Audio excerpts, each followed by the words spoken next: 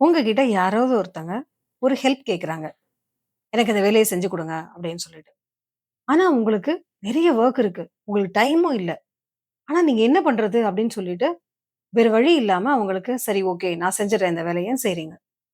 அதே மாதிரி யாராவது ஒருத்தங்க பண உதவி கேட்குறாங்க. ஆக்சுவலா அவங்களுக்கு கேட்குற அளவுக்கு பணம் உங்களால குடுக்கவும் முடியாது. ஆனா நீங்க என்ன பண்றீங்க? மத்தவங்ககிட்ட கடன் வாங்கியாவது அவங்களுக்கு இந்த பணத்த வாங்கி குடுக்குறீங்க. ஆனா பின்னாடி கொஞ்ச நாள் கழிச்சு யோசிச்சு பார்க்குறீங்க. எனக்கு என் வேலையவே செய்ய முடியல. நான் ஏன் எல்லாருக்கும் சரி, சரின்னு ஒத்துக்கிட்டு எல்லா வேலையும் செய்றேன். அதே மாதிரி என்கிட்டயே பணம் இல்ல. ஆனா ரிஸ்க் எடுத்து நான் ஏன் இந்த வேலைய செய்றேன்?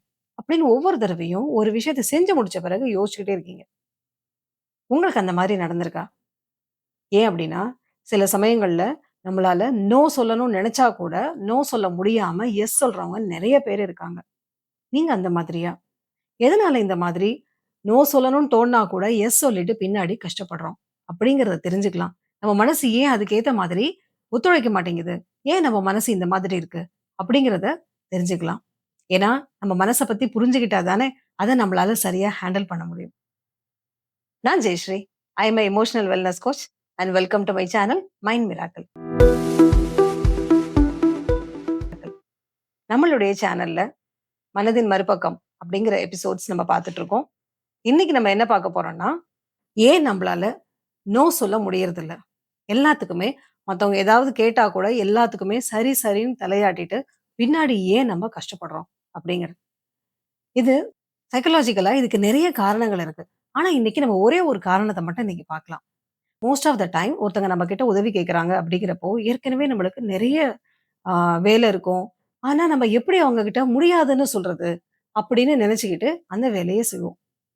மனசுக்குள்ள என்ன காரணம் இருக்கணும்னா, அவங்க ஏதாவது தப்பா நெனச்சுக்குவாங்களோ? நம்ம முடியாதுன்னு எப்படி சொல்றது? அவங்க ஏதாவது நினைச்சுக்கிட்டா என்ன பண்றது? அப்படின்னு நம்மளுக்கு தோணும்.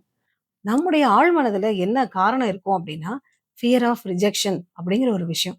அதாவது நம்ம இந்த விஷயத்த நம்ம செய்ய மாட்டோம்னு சொல்லிட்டோம்னா, நம்ப இவங்க இவங்க நம்ம கிட்ட பேச மாட்டாங்களோ? பின்னாடி ஏதாவது பிரச்சனை வந்துருமோ? அப்படின்னு நம்மள அவங்க அக்செப்ட் பண்ணாம போயிருவாங்களோ? இல்ல நம்ம மேல ஏதாவது குறை கண்டுபிடிச்சு மத்தவங்ககிட்ட சொல்லுவாங்களோ?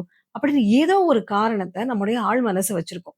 நம்மள ரிஜெக்ட் பண்ணிருவாங்களா? அப்படிங்கிற மாதிரியான ஒரு காரணம். அதுதான் ஃபியர் ஆஃப் ரிஜெக்ஷன். நம்மள ஏத்துக்காம போயிடுவாங்க. நம்மள வந்து அவங்க சேர்த்துக்க மாட்டாங்க. ஏதோ ஒரு காரணம் நம்ம மனசுக்குள்ளார இருக்கும். சோ, இந்த விஷயம் இன்னைக்கு நேத்து வந்தது கிடையாது. நம்ம சின்ன வயசுல இருந்தே இது அப்படியே கன்டின்யூ ஆயிட்டே இருந்திருக்கும் இந்த பிராக்டிஸ். இந்த தாட் வந்து சின்ன வயசுல இருந்து வந்திருக்கும். சோ, அதனால தான் இப்ப நம்மளால அந்த விஷயத்த செய்யவே முடியலன்னா கூட, ரொம்ப கஷ்டப்பட்டு அந்த விஷயத்த நம்ம செஞ்சு முடிச்சுட்டு, பின்னாடி ஆனா அதுக்கு வருத்தப்படுறோம். நம்ம பேசாம இருந்திருக்கலாம், முடியாதுன்னு சொல்லியிருக்கலாம் அப்படிங்கிற மாரி. இது லைஃப்ல பல சமயங்கள்ல நடக்குது. ஈவன் வீட்லயே கூட உங்களுக்கு உடம்பே முடியலன்னா கூட ரெஸ்ட் எடுக்கணும்னு நெனச்சா கூட, இல்ல நம்ம இந்த வேலையெல்லாம் முடிச்சுட்டு, அதுக்கப்புறமா ரெஸ்ட் எடுத்துக்கலாம். அப்படின்னு நம்மள்ல பல பேர் நெனைக்கிறோம் இல்லையா? ஏன் அப்படின்னா, அந்த இடத்துலயும் நம்ம போய் ரெஸ்ட் எடுத்தோம்னா, நம்ம வீட்ல இருக்கிறவங்க ஏதாவது சொன்னா என்ன பண்றது? மத்தவங்க கோவப்படுவாங்களோ, இல்ல மத்தவங்க டென்ஷன் ஆவாங்களோ, ஏதோ ஒரு காரணத்துக்காக நம்மளை நாமே வருத்திக்கிறோம். அதுதான் விஷயம். ஸோ நம்ப வருத்தப்பட்டா கூட பரவால்ல. பிசிக்கலி, மென்டலி, எமோஷனலி நம்ம வருத்தப்பட்டாலும் பரவால்ல. ஆனா, மத்தவங்க கஷ்டப்படக்கூடாது. மத்தவங்க நம்மள பத்தி தப்பா நினைக்கக் கூடாது. அப்படிங்கிற ஒரு காரணத்துக்காக, நம்ம எல்லா விஷயத்துக்கும் எஸ் சொல்லிட்டே இருக்கோம். ஆனா, நம்முடைய ஆழ் மனசு என்ன என்ன சொல்லுது? ஆனா, நம்மளுடைய மனசு என்ன சொல்லுது? இது நம்ம முடியாம இது நம்மளால முடியாது அப்படின்னு சொல்லியிருக்கலாமே! அப்படின்னு சொல்லுது. மத்தவங்கலாம் சொல்றாங்களே, முடியாதுன்னா முடியாதுன்னு சொல்றாங்களே! ஏன் என்னால மட்டும் முடிய மாட்டேங்குது? நான் மட்டும் எல்லாத்துக்கும் ஏன் எஸ் சொல்லிட்டு கஷ்டப்பட்டுட்டே இருக்கேன்? அப்படிங்கிற தாட் வரும். ஸோ, இதுல ஒரு விஷயம் என்னன்னா, நீங்க நோ சொன்னீங்கன்னா, நீங்க கெட்டவங்களும் கிடையாது. ஆனா, இதுல ஒரு விஷயம் என்னன்னா, நோ சொன்னோம் அப்படின்னு சொன்னா, அந்த ரிலேஷன்ஷிப் கெட்டு போகும்னு அர்த்தம் கிடையாது. அதே மாரி எஸ் சொன்னோம் அப்படின்னா, அந்த ரிலேஷன்ஷிப் அடுத்த லெவலுக்கு முன்னேறுங்கிறதும் கிடையாது. ரைட்? ஸோ ஒரு ரிலேஷன்ஷிப் நல்லா இருக்கணும், ஒரு ஃப்ரெண்ட்ஷிப் நல்லா இருக்கணும் அப்படின்னா, அந்த இடத்துல நோ சொல்றதுக்கான ஸ்பேஸ் இருக்கணும். அப்படி இருந்தா தான் அது ஒரு ஹெல்தி ரிலேஷன்ஷிப். அது வீட்ல இருந்தாலும் சரி, வெளியில இருந்தாலும் சரி.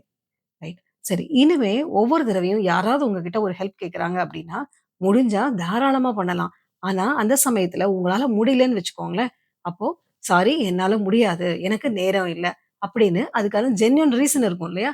அத அவங்க கிட்ட சொல்லலாம். ஸோ, நீங்க சொல்றது கண்டிப்பா மத்தவங்க அக்செப்ட் பண்ணிக்குவாங்க. ஏன்னா, மோஸ்ட் ஆஃப் த டைம் அவங்க என்ன நினைக்கிறாங்க அப்படிங்கிறதுல தான் நம்ம கவனம் இருக்குமே தவிர, நம்மளுடைய ஓன் எமோஷனல் ஹெல்த்த நம்ம மறந்துருவோம்.